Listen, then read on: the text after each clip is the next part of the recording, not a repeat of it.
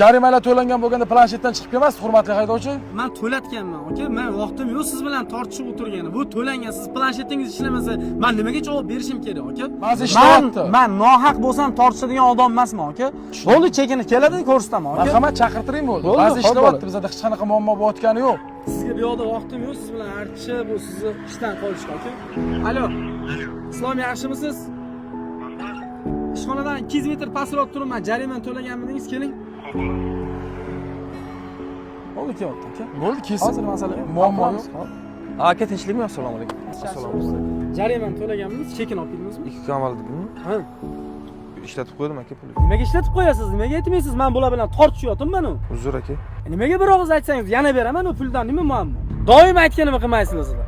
Bor bo'pti, ishini qil.